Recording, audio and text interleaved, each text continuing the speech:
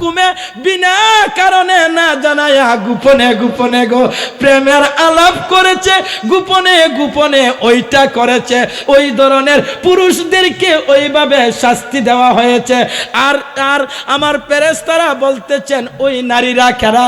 ওই নারীরা হচ্ছে তারা যারা আপন স্বামীর হুকুমের বাহিরে গিয়ে যারা ফিল্ডিং মারে, যারা আপন স্বামীর বাহিরে গিয়ে ওইটা ওইটা সেইটা মইটা করে। সময় কম, বুঝছেন না? তো যাই হোক বাবারা আমার, আমি বলবো এই নাজিরা বাড়ির এই ঐতিহাসিক সুন্নি মহাসম্মেলন থেকে আমি গুনাহগার। যতক্ষণ আপনাদেরকে স্বামী স্ত্রীর বিষয় নিয়ে আলোচনা করেছি, আল্লাহ যেন আমাদের সকলকে যেন বুঝার তৌফিক দান করেন, আমল করার তৌফিক দান করেন। উচ্চ কণ্ঠে বলুন আমিন, আর একটু জবান খুলে বলুন আমিন।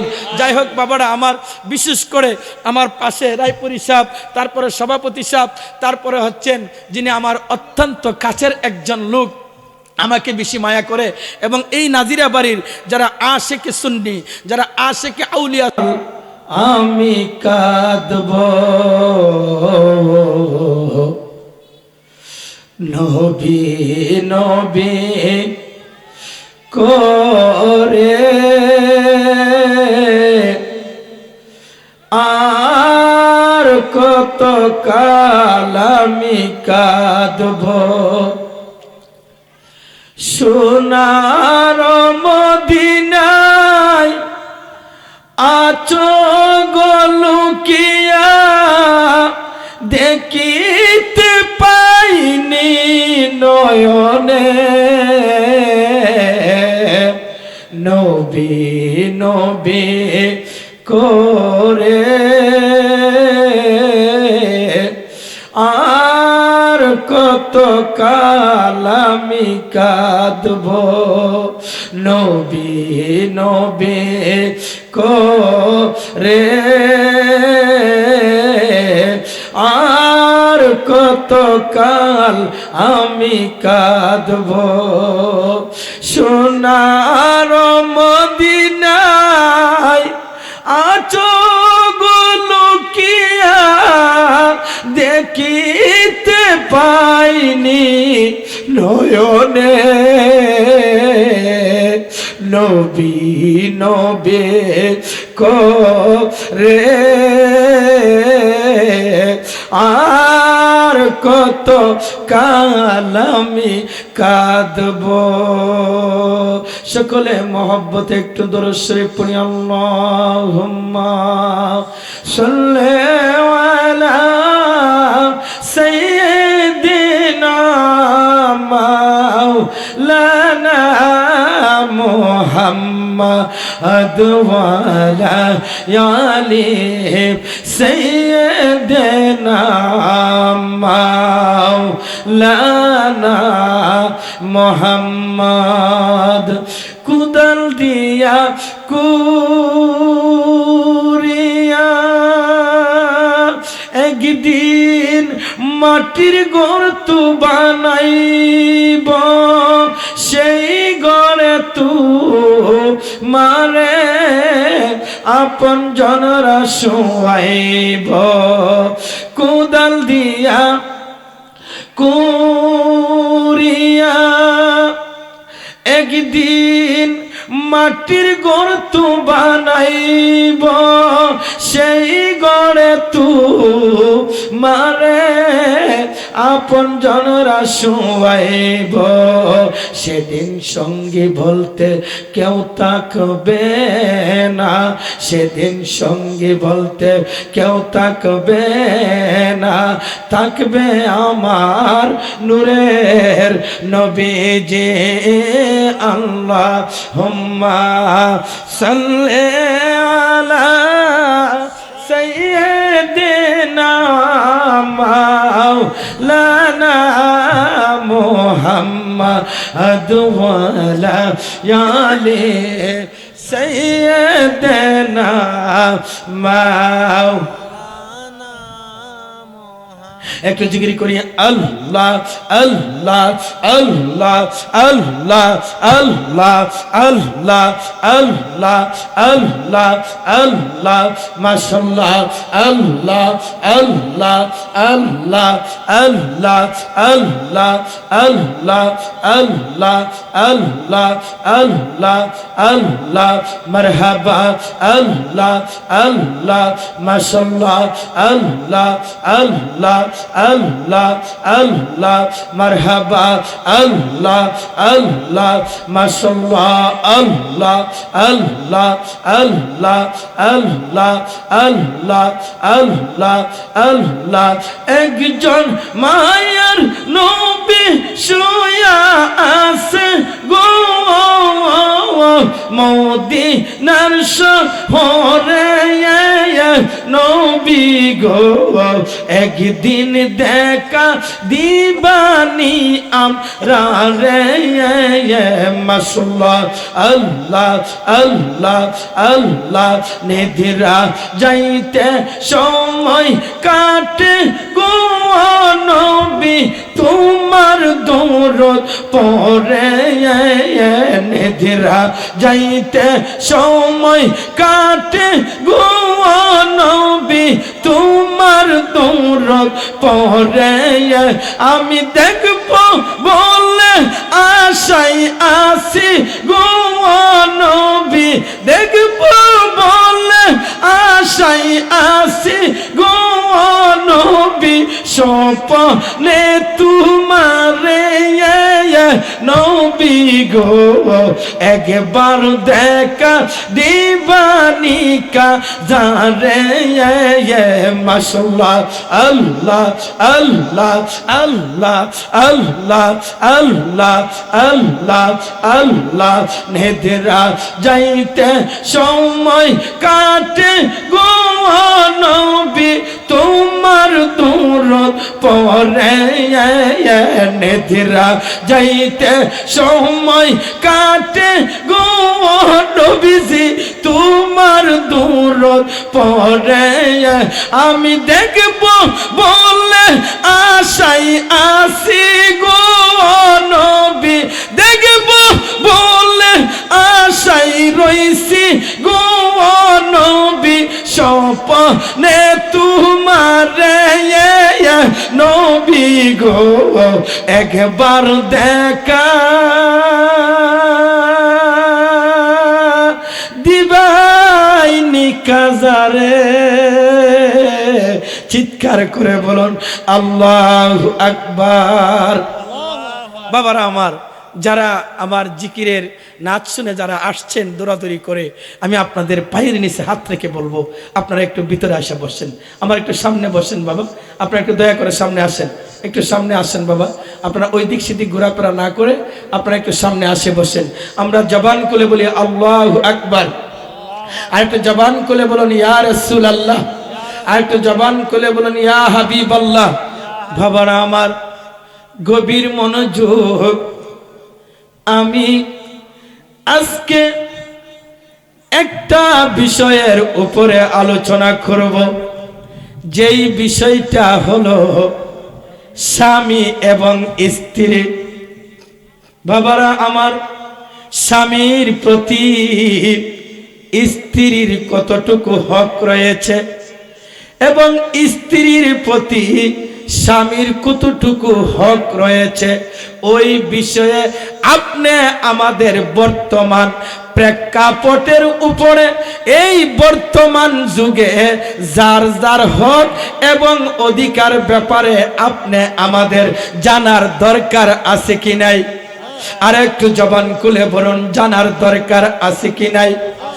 বর্তমান প্রেক্ষাপটের উপরে, বর্তমান যুগের উপরে, বর্তমান কলির যুগে আপনার দেখবেন কিছু কিছু পরিবারের মধ্যে আছে আপনার স্ত্রী স্বামীর কথা শুনতে রাজি না এবং স্বামী স্ত্রীর কথা শুনতে রাজি না। চিৎকার করে বলুন ঠিক কিনা বেঠিক? আর একটু জবান খুলে বলুন ঠিক কিনা বেঠিক? শুধু তাই নয়, বেশিরভাগ পরিবারের মধ্যেই আপনার স্বামী স্ত্রীর মধ্যে দ্বন্দ্ব রয়েছে, কিন্তু স্বামী স্ত্রী এমন একটা বন্ধন, এটা হচ্ছে মধুর মিলনের বন্ধন। স্বামী স্ত্রী হচ্ছে আল্লাহর পক্ষ থেকে আপনার কাজ একটা নিয়ামত। চিৎকার করে বলুন ঠিক কিনা বেঠিক? বাবারা আমার, দেখবেন বর্তমানে সমাজের মধ্যে আপনার স্ত্রী তার স্বামীর কথা শুনছে না এবং স্বামীও তার স্ত্রীর কথা শুনছে না। অনেক পরিবারের মধ্যে আছে স্বামীকে না বলেই স্ত্রী আপনার মার্কেটের মধ্যে চলে যায়। যায়নিও? একটু জবান খুলে বলুন যায়নি? দেখবেন আপনার বাপের বাড়ির কথা বলে, আপনার আত্মীয় স্বজনের কথা বলে, দেখেছেন স্ত্রী আপনার লুকোচুরি করে মিথ্যা বলে আপনার মার্কেটে চলে যায়। শুধু তাই নয়, ওইটা নয়, স্বামীকে বলেও আপনার কিছু কিছু স্ত্রী আছে মার্কেটের মধ্যে চলে যায়। যাই কি যায় না? একটু জবান করে বলুন যায় কি যায় না?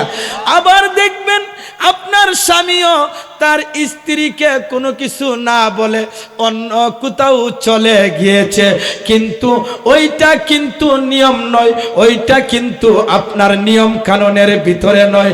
কারণ হচ্ছে স্ত্রী যদি ঘর থেকে বাহির হতে হয়, স্ত্রী যদি কোথাও যাইতে হয় গো, তাহলে অবশ্যই অবশ্যই তার স্বামীকে বলে ঘর থেকে বাহির হওয়া হচ্ছে কুরআন হাদিসের ভিত্তিতে নিয়ম। উচ্চ কণ্ঠে বলুন ঠিক কিনা বেঠিক? এই আমার নাজিরা বাড়ির মা বোনেরা, গভীর মনোযোগ, আমি যেই বিষয়টার উপরে আলোচনা নিয়েছি, মাগো আপনারা মনে কষ্ট নিবেন না। এই নাজিরা বাড়ির নবীর আশিকরা, নবীর প্রেমিকরা, আপনারাও মনে কষ্ট নিবেন না। কারণ বাংলাদেশে সচরাচর অহরহ আপনার এমন ঘটনা আমরা ফেসবুকের মাধ্যমে এবং মিডিয়ার মাধ্যমে পাই। দেখছেন আপনার স্বামী বিদেশে থাকে, ওই বিদেশে স্বামী তার আপন স্ত্রীকে শান্তি দেওয়ার জন্য, আপনার ছেলে মেয়েকে শান্তি দেওয়ার জন্য অক্লান্ত পরিশ্রম করতেছেন। 8 ঘন্টা ডিউটি করতেছেন, 10 ঘন্টা ডিউটি করতেছেন, একমাত্র তার পরিবার পরিজনের মুখের দিকে তাকায়া কিভাবে তার স্ত্রীকে সুখে শান্তিতে রাখতে পারবে। ঠিক কিনা বেটি? আরে খন্না ঠিক কিনা বেঠিক?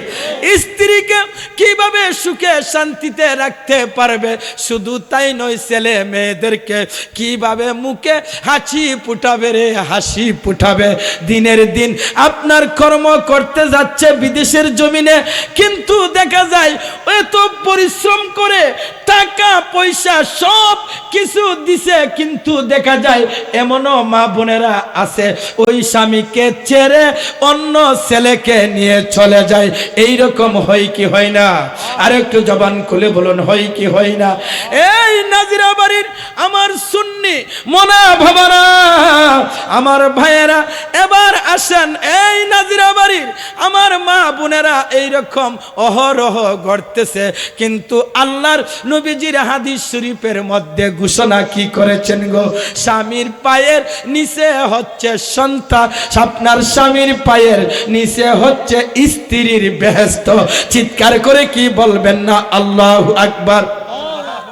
আমার আল্লাহর নবীজি হাদিস শরীফের মধ্যে তাও ঘোষণা করেছেন, যদি পৃথিবীর মধ্যে কাউকে সেজদা করার হুকুম দেওয়া হতো, আল্লাহু আকবার কোন, কাউকে যদি আমরা নামাজের মধ্যে যেইভাবে আল্লাহকে সেজদা করি, যেইভাবে নামাজে আমরা রুকু সেজদা করি গো, কিন্তু আল্লাহর নবীজি হাদিস শরীফের মধ্যে ঘোষণা করেন, আল্লাহ এবং আল্লাহর রাসূল বাদে যদি কাউকে সেজদা করার হুকুম দেওয়া হয়তো, আমার আল্লাহর নবীজি ঘোষণা করেন, আমি বলে দিতাম একজন স্ত্রী যেন গো তার আপন স্বামীর পায়ে সেজদা করে।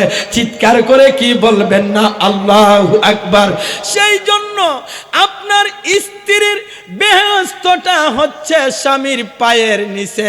মাগো, আপনি যদি জান্নাতে যেতে চান, একমাত্র আপনার স্বামী যদি যতক্ষণ পর্যন্ত আপনার উপরে রাজি খুশি না থাকবে, আপনি যদি 5 ওয়াক্ত নামাজ পড়েন, ওই নামাজটা কোনো কাজে আসবে না।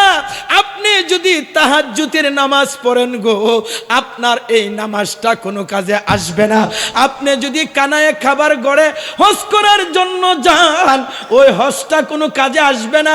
স্বয়ং মক্কা মদিনা গেলেও মা, ও নাজিরা বাড়ির মা গো, শুনে রাখেন, এই বাংলাদেশের আমার মা বোনেরা, আপনারা শুনে রাখেন, আপনি যত বড়ই পরহেজগার হন না কেন, যত বড় নামাজি হন না কেন, যত বড় তাহাজ্জুদ গুজার ব্যক্তি হন না কেন গো, আপনার স্বামী যদি আপনাকে ভালো সার্টিফিকেট না দেয়, আপনার স্বামী যতক্ষণ পর্যন্ত আপনাকে ভালো না বলবে, আমার আল্লাহ এবং আল্লাহর রাসূলও আপনাকে ভালো বলবে না, ভালো বলবে না।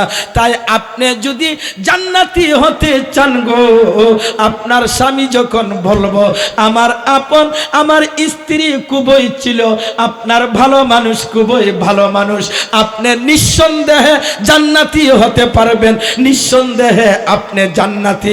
চিৎকার করে কি বলবেন না আল্লাহু আকবার? আর একটু জবান খুলে বলুন আল্লাহু আকবার। আপনারা হয়তো খুশি হয়ে গেছেন যে স্বামীর পায়ের নিচে স্ত্রীর জান্নাত। হ্যাঁ, ওইটাও সত্য, এটা কিন্তু মিথ্যা নয়। কিন্তু আরেকটা জেনে রাখেন, আমার বাবারা, ঠিক তেমনি ভাবে আপনার স্বামীর যেমন স্ত্রীর প্রতি হক রয়েছে, স্ত্রীর হকও কিন্তু আপনার স্বামীর প্রতি রয়েছে। এখন আপনি স্বামী হয়েছেন সত্য, কিন্তু আপনারও একটা আপনার অধিকার রয়েছে, আপনার একটা হক রয়েছে। কি জানেননি গো? যেমনি ভাবে স্বামী যদি ভালো ঘোষণা করে, আমার আল্লাহ, আল্লাহর নবীজি স্ত্রীকে ভালো ঘোষণা করে। স্বামী যদি বলে তুমি জান্নাতি, নিশ্চিত তুমি জান্নাতি, কিন্তু স্বামীর বেলাও ঠিক ঠিক ঠিক ঠিক এই রকম যদি আপনার আপন স্ত্রী যতক্ষণ পর্যন্ত আপনাকে ভালো সার্টিফিকেট না দিবে, ততক্ষণ পর্যন্ত আপনিও যত বড় মুহাদ্দিস হন না কেন, আপনি যত বড় ওলি আল্লাহ হন না কেন, আপনি যত বড় দার্শনিক বৈজ্ঞানিক হন না কেন, আপনার স্ত্রী আপনাকে যতক্ষণ পর্যন্ত ভালো সার্টিফিকেট না দিবে গো, আপনিও জান্নাতে যাইতে পারবে না, জান্নাতে যাইতে পারবে না। আল্লাহর নবীর সাহাবী হযরতে শেরে খুদা আলী রাদিয়াল্লাহু তাআলা আনহু ঘোষণা করেন, ওই ব্যক্তিটাই হচ্ছে পৃথিবীর মধ্যে সবচেয়ে বীর পুরুষ। আল্লাহু আকবার। আর একটু জবান খুলে বলুন আল্লাহু আকবার। আমার নবীজির যিনি হচ্ছেন মারিফতের কুনি, যিনি হচ্ছেন গো বেলায়েতের সম্রাট, হযরতে শেরে খুদা আলী রাদিয়াল্লাহু তাআলা আনহু বলেন, পৃথিবীর মধ্যে ওই লোকটা চেয়ারম্যান হতে পারে, বীর পুরুষ নয়। লোকটা আপনার মেয়র হতে পারে, বীর পুরুষ নয়। লোকটা এমপি মন্ত্রী হতে পারে। একটা নারাই দেন না, এই একটা হাফেজ সাহেবকে নারাই দেন। আপনার এমপি হতে পারে, কিন্তু লোকটা বীর পুরুষ নয়, বীর পুরুষ নয়। ওই লোকটাই হচ্ছে বীর পুরুষ। নারাই দেন, হাফেজ সাহেবকে নারাই দেন। নারা রিসালাত, নারা রিসালাত। এদিকে আসেন, এদিকে আসেন, এদিকে আসেন। আকর্ষণের আগমন, শুভেচ্ছার স্বাগতম। আকর্ষণের আগমন, শুভেচ্ছার স্বাগতম। নাজরাবাড়ির পক্ষ থেকে লাল গোলাপ শুভেচ্ছা, নাজরাবাড়ির পক্ষ থেকে লাল গোলাপ শুভেচ্ছা। সম্মানিত উপস্থিতি, 2 মিনিট আসেন, বলেন। এই মুহূর্তে আমাদের সম্মুখে আজকের মাহফিলের প্রধান আকর্ষণ, সারা বাংলাদেশের আলোড়ন সৃষ্টিকারী হযরতুল আল্লামা হযরত মাওলানা হাফেজ রায়পুরি সাহেব আমাদের মধ্যে উপস্থিত হয়েছেন। অল্প কিছুক্ষণের মধ্যে হুজুরের মূল্যবান তাকরীর ইনশাআল্লাহ আমরা শুনতে পাবো। যারা রাস্তাঘাট দোকানপাটে কোনো গঞ্জাম করছেন, আমি আপনাদেরকে সবিনয় অনুরোধ করছি আমাদের মাহফিলে চলে আসুন। একটু জিকির করেন আল্লাহ আল্লাহ আল্লাহ আল্লাহ আল্লাহ আল্লাহ আল্লাহ লা ইলাহা ইল্লাল্লাহু মুহাম্মাদুর রাসূলুল্লাহ সাল্লাল্লাহু তাআলা আলাইহি ওয়াসাল্লাম। আপনারা যারা দাঁড়িয়ে আছেন, আমি আপনাদেরকে জুরুহাত করছি। দেখেন, আমি আপনাদের সন্তান, আমি আপনাদেরকে জুরুহাত করছি। ওই দেখেন যারা এই ছোট্ট ছোট্ট বাচ্চারা, বাবা তোমরা খেলাধুলা করে না, ওইখানে যারা আপনার মাহফিল কর্তৃপক্ষ কমিটির যারা বাবারা, স্বেচ্ছাসেবক যারা আছেন, দয়া করে ওদেরকে ওইখান থেকে সরাইয়া দেন। আর যারা দাঁড়িয়ে আছেন আপনারা এসে বসে পড়েন। যেহেতু আমি আপনাদের এলাকার সন্তান, আমি আপনাদের ঘরের সন্তান, কিন্তু বিশেষ করে আমার রায়পুরি সাহেব আমার অত্যন্ত আপনার কাছের লোক, আমার অন্তরের লোক, শ্রদ্ধাভাজন ব্যক্তি। তো আমি ওনার যখন আইসা পড়েছে, আমি আমার আলোচনা লম্বা করব না, কিন্তু আমার ভাইজানে বলেছে আমি আর 5টা মিনিট আলোচনা করার জন্য। আপনারা শুনতে রাজি আছেন কিনা? একটু জবান করে বলেন, শুনতে রাজি আছেন কিনা? ঠিক যেই কথাটা আমি বলেছিলাম, হযরতে শেরে খুদা আলী বলেছেন কি, এই নাজিরা বাড়ির আমার বাবারা গভীর মনোযোগ, আপনি নিজেকে নিজে যতই শক্তিমান বীর পুরুষ মনে করেন গো, আপনি বীর পুরুষ হতে পারবেন না। কিন্তু আল্লাহর নবীজির সাহাবী হযরতে শেরে খুদা আলী রাদিয়াল্লাহু তাআলা আনহু বলতেছেন, ওই লোকটাই হচ্ছে পৃথিবীর মধ্যে সবচেয়ে বড় বীর পুরুষ, যার ঘরের আপন স্ত্রী এই কথাটা সাক্ষী দিবে, এই কথাটা বলবে, এই কথাটা জানিয়ে দিবে, আমার স্বামীর মতো স্বামী আর ভালো মানুষ কেহ হতে পারে না, আমার স্বামী হচ্ছে সবচেয়ে বড় ভালো মানুষ। তখন আল্লাহর নবীজির সাহাবী বলেন, ও তুমি ওই হচ্ছ সবচেয়ে বড় বীর পুরুষ। চিৎকার করে কি বলবেন না আল্লাহু আকবার? আরে আমার বাবারা, আমার আল্লাহর নবীজি একদিন হাঁটতে শুরু করলেন। আল্লাহর নবীজির সাথে 2জন ফেরেশতা। কয়জন? আরেকটু জবান খুলে বলুন, কয়জন? 2জন ফেরেশতা। আল্লাহর নবীজি 2জন ফেরেশতা নিয়ে হাঁটতেছেন। প্রতিমধ্যে দেখলেন বিরাট একটা আগুনের তাওয়াল। কিসের তাওয়াল? বিরাট একটা আগুনের তাওয়াল। ওই আগুনের তাওয়ালটা দুনিয়ার কোনো আগুনের মতো নয়। এই তাওয়ালটা এমন একটা তাওয়াল, আগুনের যেই তাওয়ালটা উঠতেছে দুনিয়ার আগুনের 70,000 গুণের চেয়েও বেশি, আরো যন্ত্রণাদায়ক, আরো তাপমাত্রা বেশি।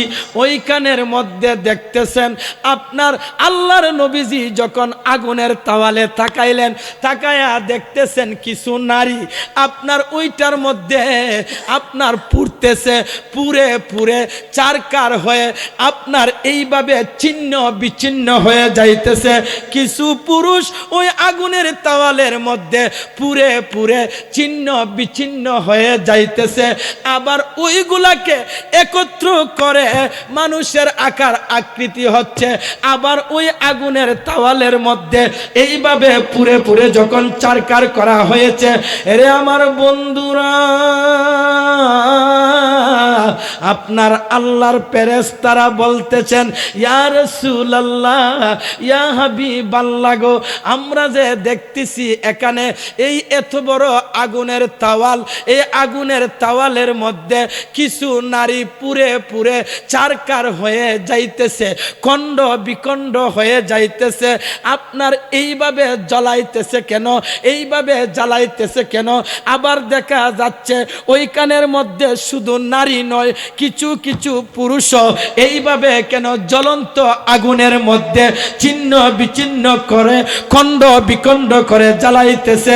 ওই ফেরেশতারা যখন গো আল্লাহর নবীর সাহাবীর কাছে জানতে চাইলেন, আমার নবীজি বলতেছেন কি জানেননি? ও ফেরেশতারা, তোমরা জেনে রাখো ওইখানে যাদেরকে পুরে চারখার করে খণ্ড বিখণ্ড করে করে দিতেছে, তারা হচ্ছেন স্বামী স্ত্রী, তারা হচ্ছেন ওই ধরনের স্ত্রী, তারা হচ্ছেন ওই ধরনের স্বামী। তারা কে জাননি?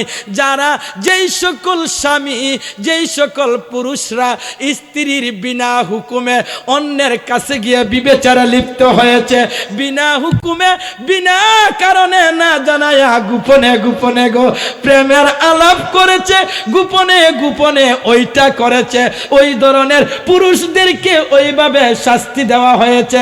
আর আর আমার ফেরেশতারা বলতেছেন ওই নারীরা কারা?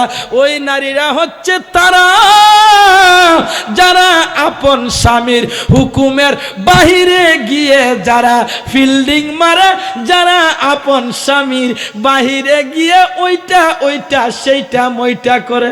সময় কম, বুঝছেন না? তো যাই হোক বাবারা আমার, আমি বলবো এই নাজিরা বাড়ির এই ঐতিহাসিক সুন্নি মহাসম্মেলন থেকে আমি গুনাহগার। যতক্ষণ আপনাদেরকে স্বামী স্ত্রীর বিষয় নিয়ে আলোচনা করেছি, আল্লাহ যেন আমাদের সকলকে যেন বুঝার তৌফিক দান করেন, আমল করার তৌফিক দান করেন। উচ্চ কণ্ঠে বলুন আমিন, আর একটু জবান করে বলুন আমিন। যাই হোক বাবারা আমার, বিশেষ করে আমার পাশে রায়পুরি সাহেব, তারপরে সভাপতি সাহেব, তারপরে হচ্ছেন যিনি আমার অত্যন্ত কাছের একজন লোক, আমাকে বেশি মায়া করে, এবং এই নাজিরা বাড়ির যারা আশেকে সুন্নি, যারা আশেকে আউলিয়া